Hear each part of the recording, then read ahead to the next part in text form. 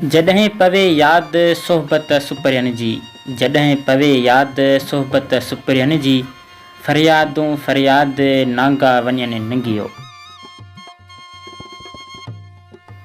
बिस्मिल्लाहिर्रहमानिर्रहीम। अस्सलाम वालेकुम। दी हिस्ट्री ऑफ सिंध में मां आवां जो पंहिंजो तामिर हुसैन। कीअं आहियो? अवां सभु उमेद आहे तव्हां सभु ख़ुशि हूंदव ऐं अलाह पाक जे अमान में हूंदव। अॼु जो वीडियो असांजो शाज़िया ख़ुश्क जे बारे में मुकमिल ऐं फुल तारीख़ी वीडियो थियण वारो आहे, त हिन वीडियो खे ज़रूरु ॾिसो ऐं असांजे हिन यूट्यूब चैनल खे ज़रूरु सब्सक्राइब करियो ऐं पंहिंजनि दोस्तनि अज़ीज़नि सां बि शेयर करियो। त हलूं था पंहिंजे हिन वीडियो जी तरफ़।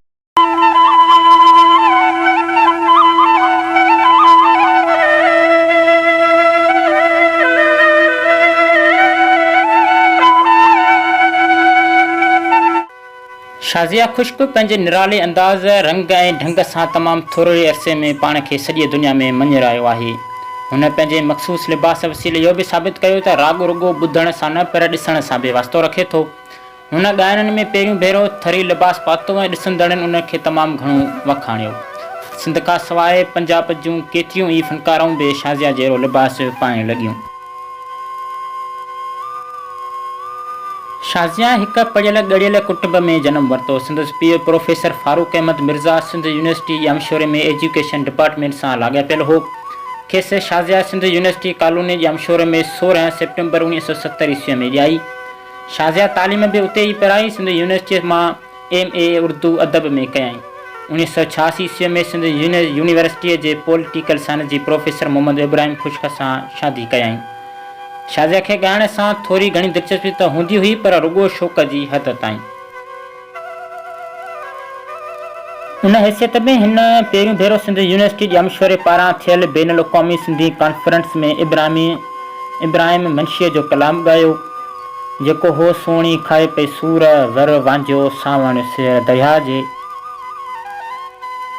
उनखां पोइ 1992 ईस्वीअ में प्रोफेसर इब्राहिम ख़ुश्क पाकिस्तान टेलीविज़न कराची मरकज़ ते प्रोड्यूसर समी बलोच जे अदबी प्रोग्राम में महिमान जी हैसियत में आयो। पाण सां शाज़िया खे बि TV ॾेखारणु वठी आयो ऐं हुते प्रोड्यूसर सुल्तान सिद्दीक़ीअ सां मुलाक़ात कयऊं, जेका उन वक़्तु मारी ड्रामो रिकॉर्ड करण वारी हुई। मैडम सुल्तान शाज़िया खे ॾिसी चयो त तूं मारीअ जो किरदारु कर, जंहिं ते शाज़िया वराणियसि त मूंखे ॻाइण जो शौक़ु आहे।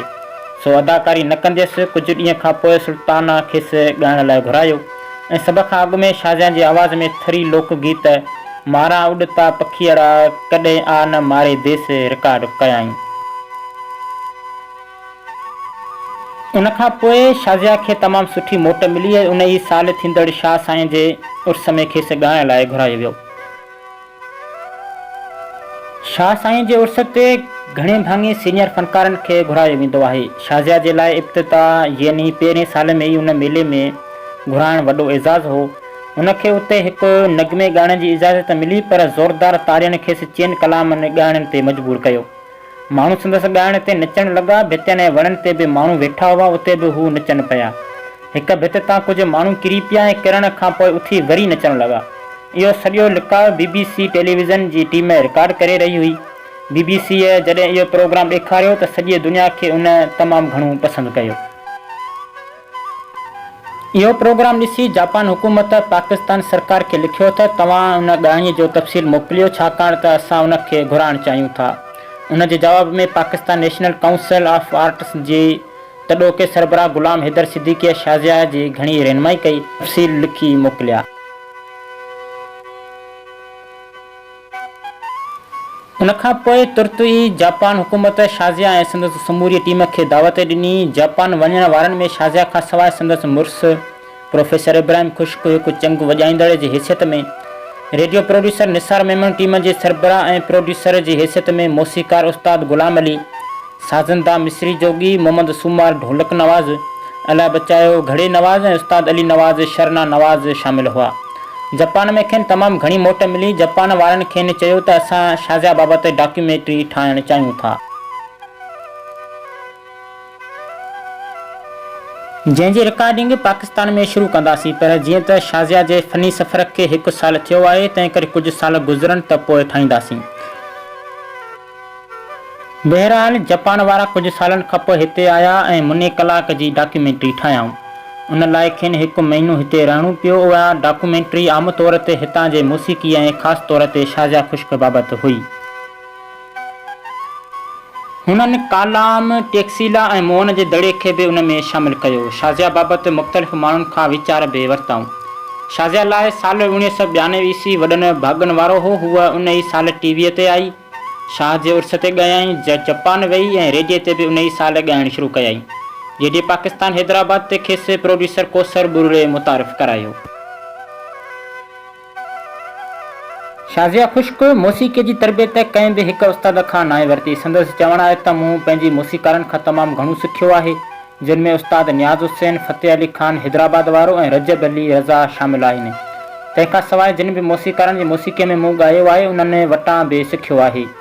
हुन जिन मौसीक़ारनि जी मौसीक़ी में ॻायो आहे उन्हनि में फ़िरोज़ुद्दीन, अमानत गुल, ग़ुलाम अली, फ़तेह अली ख़ान, उस्ताद नियाज़ हुसैन वग़ैरह अची वञनि था।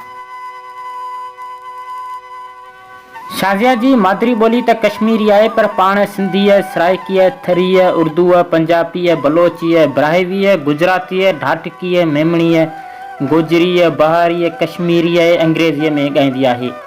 हूअ इहे ॿोलियूं ॻाए न रुॻो पाकिस्तान जे चइनी सूबनि बल्कि दुनिया जे मक़बूल ॻाइणी बणिजी वई आहे। संदसि लखें परस्तार आहिनि जेके ख़तनि, फ़ोननि ऐं मुलाक़ातनि वसीले साणुसि मुहबत जो इज़हार कंदा रहंदा आहिनि। शाज़िया ख़ुश्क दुनिया जे केतिरनि ई मुल्कनि में फ़न जो मुज़ाहिरो करे चुकी आहे, जिन में अमेरिका, कैनेडा, बर्तानिया, ऑस्ट्रेलिया, जापान, अरब इमारतूं, सिंगापुर, हालैंड, उर्दन, Thailand, Maldives, Sri Lanka, Uzbekistan, Turkmenistan, Qatar वग़ैरह अची वञनि था। हर मुल्क में खेसि तमामु सुठी मोट मिली आहे। संदसि फ़नी सफ़र अञा जारी आहे, पर हुन कुझु अरसे खां ॻाइण दौरान थरी लिबास पाइणु छॾे ॾिनो आहे। हाणे ॾिसिजे त उन रूप में खेसि कहिड़ी मोट मिले थी।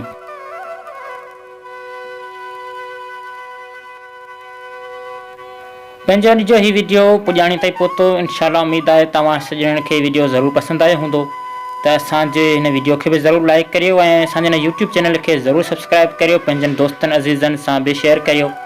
त मिलंदासीं हिकु नए दिलचस्प ऐं हिस्ट्रिकल वीडियो में। तेसिताईं असांखे ॾियो इजाज़त। अल्लाह हाफ़िज़।